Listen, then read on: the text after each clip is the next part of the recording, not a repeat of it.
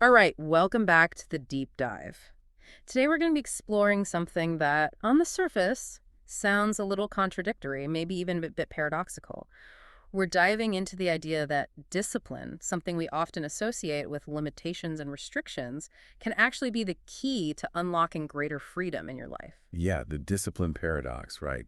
I can already see some eyebrows raising out there. After all, we're so used to thinking of freedom as the ability to do whatever you want, whenever you want, without any constraints. Exactly. It's almost like our default definition of freedom is the absence of any kind of discipline or structure. So, how can embracing discipline, which by its nature involves setting boundaries and sticking to certain practices, possibly lead to more freedom? Just seems counterintuitive. And that's exactly the kind of mental knot we're going to untangle in this deep dive. We've got a whole stack of fascinating research and perspectives on this, even delving into some unexpected philosophical territory.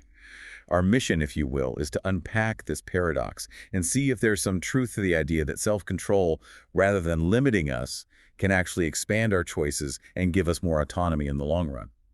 Awesome. I'm already intrigued. But before we jump into the specifics, maybe it would be helpful to clarify what we actually mean by a paradox. Right, good point.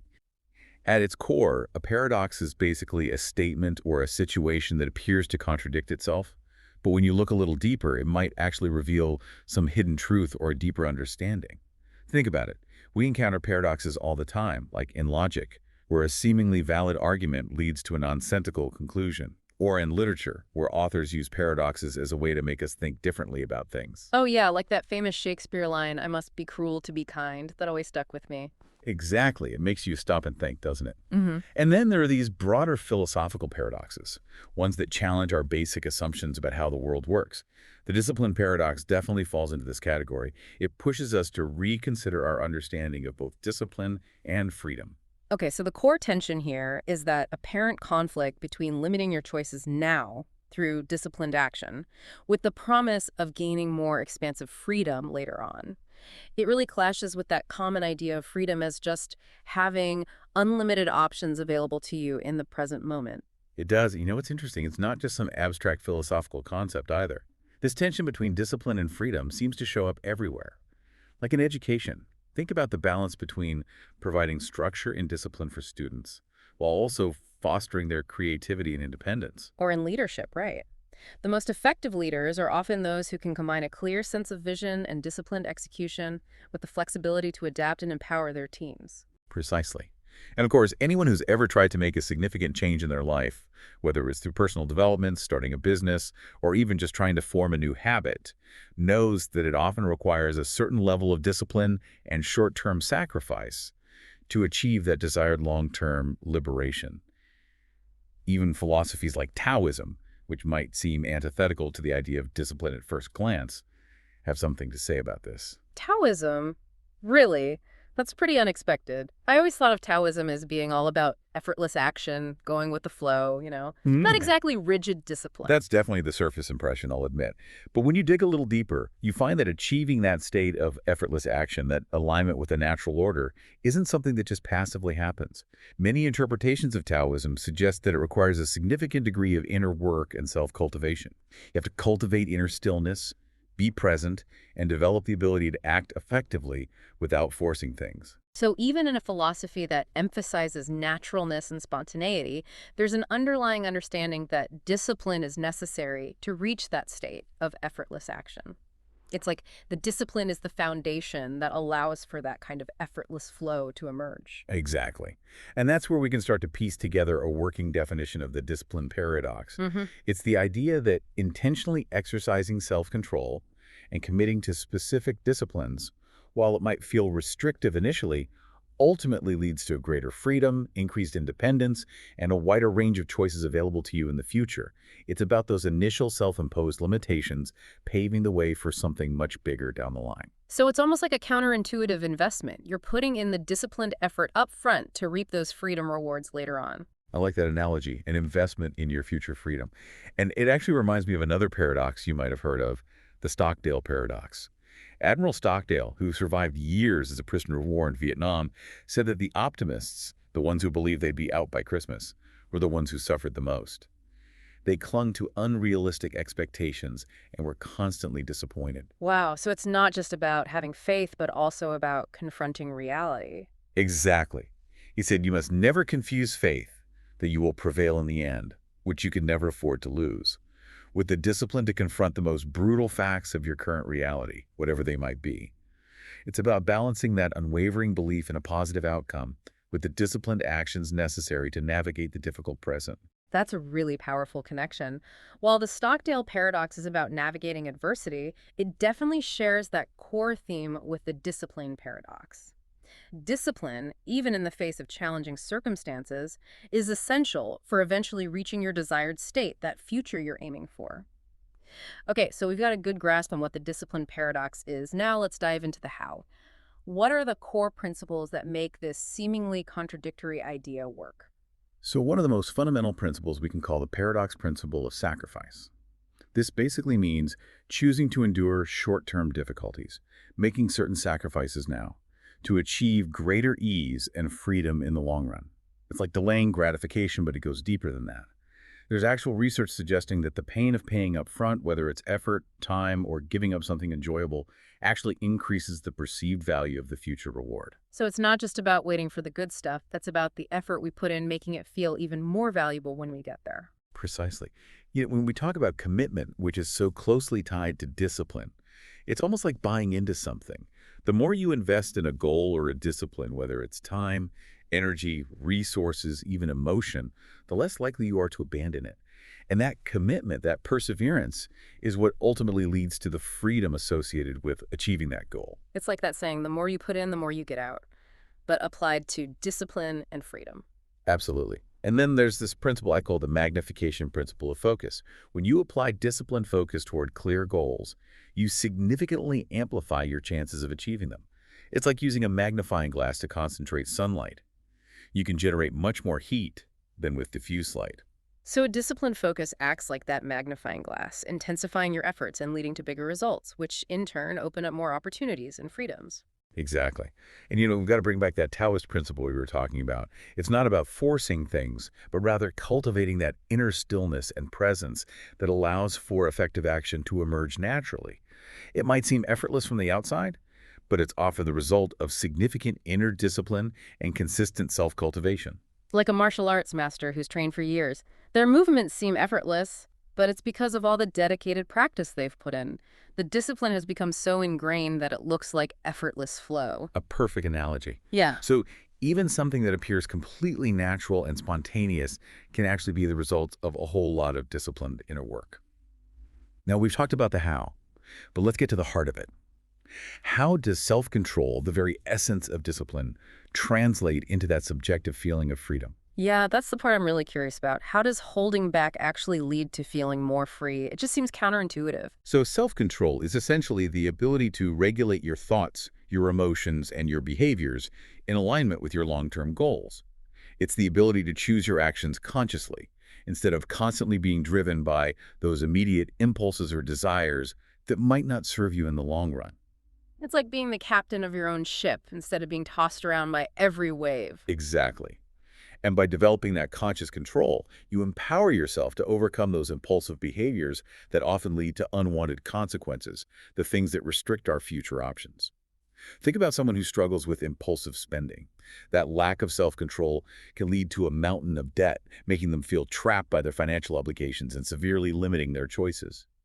But if they develop self-control in their spending and maybe start diligently saving, they start to build financial security. So they're trading those immediate gratification purchases for the long-term freedom that comes with financial stability. Right, and that financial stability opens up all sorts of possibilities. They might be able to pursue a different career path, maybe invest in their education, or even retire early. Options that were simply off the table before because of their lack of financial control. The self-control, the discipline, becomes the key to unlocking those new freedoms. And we talked about time management earlier. How does self-control play a role there? Well, in time management, self-control is all about disciplined scheduling, consistently prioritizing your tasks, and then actually sticking to the plan. It's choosing to work on that important project, even when Netflix is calling your name. It's easy to say, but not always easy to do. True, but the rewards are immense. When you're not constantly feeling overwhelmed by deadlines and unfinished tasks, you have so much more freedom in how you choose to spend your time.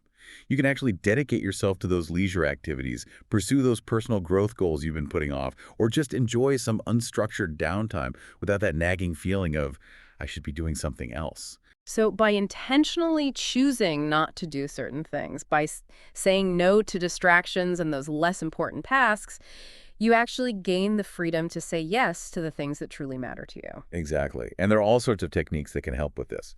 Time blocking, where you schedule specific chunks of time for different activities, can be incredibly effective.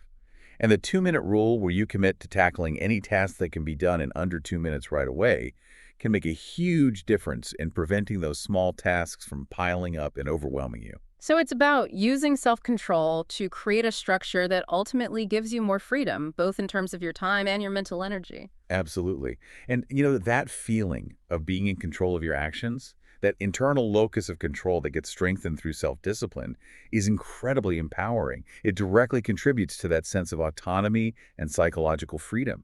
You're not at the mercy of your impulses or external pressures. You feel like you're the author of your own life, and that is a truly liberating feeling. This is starting to make a lot of sense. It's like building that internal framework through discipline actually creates a more solid foundation for experiencing freedom in the long run. It's not about restriction, it's about empowerment. Now, you mentioned some philosophical perspectives that support this idea. Can we dig into those a bit? Definitely. Stoicism, for example, offers a powerful lens through which to view the discipline paradox. Stoics believe that true freedom lies in mastering yourself, in controlling your own emotions, thoughts, and actions. By doing so, you free yourself from being controlled by external circumstances or internal turmoil. There's that famous Aristotle quote, right? Through discipline comes freedom. Exactly. Stoicism emphasizes that while we can't always control what happens to us, we can always control how we respond.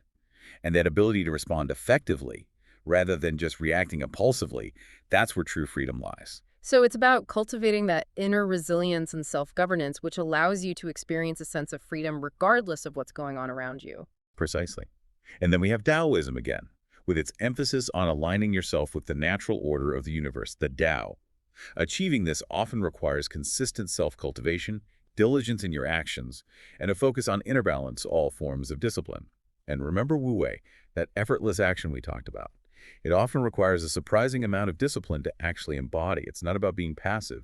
It's about cultivating that deep inner harmony that allows for effective action to arise naturally. So both Stoicism and Taoism, even though they come from vastly different cultural backgrounds, both point to the importance of some form of inner discipline as a pathway to a deeper, more meaningful sense of freedom. Absolutely. And these ancient philosophies are actually supported by modern psychology, too. Self-determination theory, or SDT, emphasizes the role of self-discipline in fostering autonomous motivation. This is the type of motivation that comes from within, from your own genuine desires and interests, not from external pressure or rewards. So it's about wanting to do something because you genuinely value it, not because you're being forced or bribed into it. Exactly. And when you're motivated in this way, you're much more likely to stick with it, to see it through. There's less procrastination, more enjoyment in the process, and ultimately a greater sense of freedom and agency. You're the one in the driver's seat. And this ties in with the idea of ego depletion, right? The idea that our willpower is a limited resource that can get fatigued if we overuse it. Right. While there's still debate about the specifics of ego depletion, the basic idea is that we only have so much willpower to go around. So if we're constantly having to exert self-control in every area of our lives, we're going to run out of steam pretty quickly. So building disciplined habits is key because it reduces the amount of willpower we need to expend on a daily basis. Exactly. By automating certain behaviors through discipline, like that regular exercise routine or that consistent work schedule we talked about, you're freeing up your mental energy for other things, other choices. You don't have to constantly fight yourself to do the things you know you should be doing. It's like making those initial investments of discipline to build those positive habits, which then pay off in the long run by freeing you from the mental effort of constantly making those decisions. Exactly. And it's worth mentioning other psychological theories, like those from behavioral conditioning and social learning, which emphasize the role of discipline in shaping our behaviors and helping us achieve the outcomes we desire. Through consistent effort and self-control, we reinforce those behaviors that are in line with our goals. leading to a greater sense of mastery and freedom in our lives. Okay, we've explored the principles, the connection to the feeling of freedom, and the philosophical and psychological support for this idea. Now, let's get down to brass tacks. What are some real-world, practical examples of the discipline paradox in action? We've touched on a few already, but let's paint a clearer picture. Time management, as we discussed, is a prime example. When you discipline yourself to create a structured schedule, to prioritize tasks, and to actually follow through on those priorities, you end up with more discretionary time. More time to do the things you actually want to do without feeling constantly rushed and stressed. Exactly. And that newfound time is a form of freedom, isn't it? Yeah. Freedom to pursue those passions, to spend quality time with loved ones, to just relax and recharge. You know, financial management is another area where this really resonates with people. We all want more financial freedom, but it often feels so elusive. It does, and it's easy to fall into those traps of instant gratification, but discipline plays such a crucial role here. The discipline to create a budget, to track your spending, to consistently save a portion of your income, and to avoid unnecessary debt. These actions, while they might feel restrictive in the moment, are the building blocks of financial security. It's like those small, disciplined choices you make consistently over time eventually compound into something much larger, something that gives you more control over your financial life and, by extension, more freedom in how you live your life. Absolutely. And then there's habit formation, my favorite example of how those initial investments in discipline can lead to long-term freedom and well-being. Like building those healthy habits that ultimately make your life better without requiring constant willpower. Exactly. Think about establishing a regular exercise routine. It often takes a good deal of discipline at first, pushing yourself to get moving, especially on those days when you'd rather just stay on the couch. Oh, yeah, those days when the couch is calling your name. I know them well. We all do. But as that activity transitions from a chore to a habit, as it becomes ingrained in your routine, it requires less and less conscious effort. And the rewards are incredible. Improved physical health, more energy, a better mood, and that sense of accomplishment all contribute to a greater sense of freedom and well-being. It's almost like you're freeing yourself from those internal battles of should I or shouldn't I by turning those positive actions into automatic behaviors. Precisely. And this applies to all sorts of habits. Healthy eating, productive work routines, even dedicating regular time to learning and personal growth. The discipline you invest up front creates this positive feedback loop that leads to greater freedom, more energy, and a better quality of life. And remember, even something as simple as proactively shaping your environment to support your goals, like keeping junk food out of the house or putting your phone in another room while you're working, those are acts of self-control that make it easier to stick to your desired habits. It's like you're setting yourself up for success by removing those temptations and distractions that make it harder to stay disciplined. Exactly. So we've seen how the discipline paradox plays out in these very practical areas and how those initial investments in self-control can lead to significant gains in freedom. But as with most things in life, it's not always a simple black and white equation. There are definitely some counterarguments and alternative perspectives we need to consider. Okay, so what are some of the potential downsides of emphasizing discipline too much or applying it in an unhealthy way? So, one common critique is that discipline, if taken to an extreme, can become rigid and inflexible, potentially stifling spontaneity, creativity, and adaptability.